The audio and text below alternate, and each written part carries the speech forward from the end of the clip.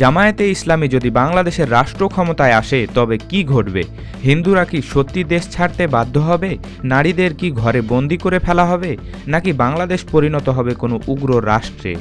সাধারণ মানুষের মনে এই প্রশ্নগুলো নিয়ে রয়েছে ব্যাপক উদ্বেগ আর ধোঁয়াশা। কিন্তু বাস্তব চিত্রটা কি এর উল্টো হতে পারে? আজ আমরা আলোচনা করব জামায়াত ক্ষমতায় এলে বাংলাদেশের সম্ভাব্য যে 10টি পরিবর্তন ঘটতে পারে, যা শুনলে হয়তো আপনার দীর্ঘদিনের লালিত ধারণা বদলে যেতে পারে। নম্বর 1, দুর্নীতির চিরস্থায়ী অবসান। জামায়াতের দাবি দুর্নীতি কোনো ব্যক্তিগত দুর্বলতা নয়, বরং এটি প্রাতিষ্ঠানিক ব্যাধি। 2001 থেকে 6 মেয়াদে জামায়াতের মন্ত্রী দলের আসনে থাকা 2টি মন্ত্রণালয়ের সচ্ছলতা ছিল উদাহরণ দেওয়ার মতো। তারা ক্ষমতায় এলে রাষ্ট্রীয় কঠোর নজরদারি ও নৈতিক শিক্ষার মাধ্যমে দুর্নীতিকে ইতিহাসের জাদুঘরে পাঠাতে চায়। 2 নম্বর, মাদক নির্মূলে আপোষহীন অবস্থান। মাদকের সাথে অনেক প্রভাবশালী রাজনৈতিক নেতা জড়িত থাকে বলে এটি নির্মূল হয় না। জামায়াত মনে করে এটি একটি সামাজিক ও নৈতিক সংকট। তারা সীমান্ত নিয়ন্ত্রণ ও মাদক চক্রের পৃষ্ঠপোষণ দৃষ্টান্তমূলক শাস্তি দিয়ে সমাজকে বিষমুক্ত করার অঙ্গীকার করেন। 3 নম্বর, চাঁদাবাজি মুক্ত বাংলাদেশ। জামায়াতের কর্মীরা রাস্তায় চাঁদা তুলবে না, এই ভরসা অনেকেই করেন। সম্প্রতি কুমিল্লা টাউন হলে কর্মীদের সম্মেলনে 6টি কুড়িয়ে পাওয়া দামি মোবাইল সাধারণ মানুষের কাছে ফেরত দিয়ে কর্মীরা সততার এক অনন্য নজির দেখিয়েছে। তারা ক্ষমতায় এলে বাংলাদেশে কোনো ধরনের টেন্ডারবাজি বা চাঁদাবাজি থাকবে না বলে তাদের দাবি। 4 নম্বর, পুলিশ বাহিনীর মর্যাদা পুনরুদ্ধার।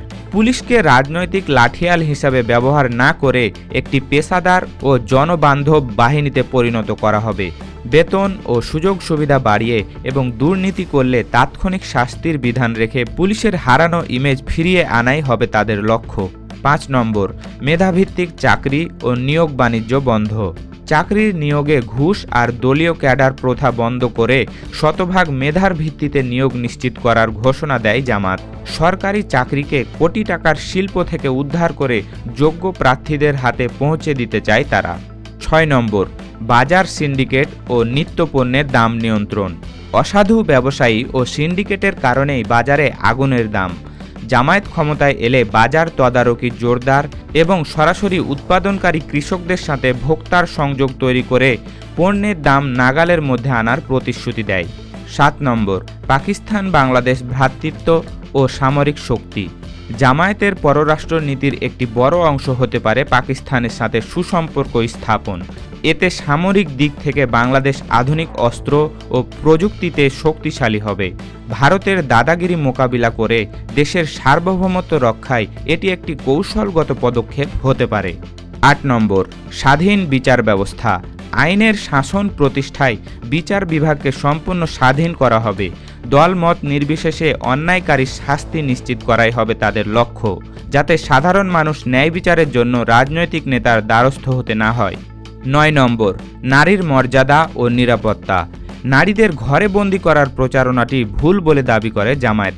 তাদের মতে নারীরা পেশাগত ক্ষেত্রে সর্বোচ্চ সম্মান ও পূর্ণ নিরাপত্তা নিয়ে কাজ করবেন। তারা জোর করে কিছু চাপিয়ে না দিয়ে যোগ্য নারীর কাজের পরিবেশ নিশ্চিত করতে চায়।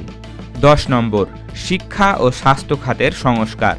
শিক্ষা ব্যবস্থায় নৈতিকতা ও বিজ্ঞানের সমন্বয় এবং স্বাস্থ্য সেবাকে বিলাসিতা নয় বরং মৌলিক অধিকার হিসাবে প্রতিষ্ঠা করা। সরকারি হাসপাতালের মান উন্নয়ন ও চিকিৎসকদের জবাবদিহিতা নিশ্চিত করাই হবে তাদের মূল লক্ষ্য। আপনি কি ভাবছেন? জামায়াতে ইসলামীর এই প্রতিশ্রুতি বাস্তবায়িত হলে বাংলাদেশের চিত্রটা সত্যি কি বদলে যেতে পারে? তবে বাস্তবে এই স্বপ্ন পূরণ কতটা সম্ভব তা সময়ই বলে দেবে। আগামী নির্বাচনে আপনি আপনার মূল্যবান ভোটটি কোন দলকে দেবেন? জামায়াতের এই সম্ভাব্য পরিবর্তনগুলো সম্পর্কে আপনার মন্তব্য কি? কমেন্ট বক্সে আমাদের জানান। ভিডিওটি ভালো লাগলে লাইক দিন এবং আমাদের চ্যানেলটি সাবস্ক্রাইব করে সাথেই থাকুন। খোদা হাফেজ।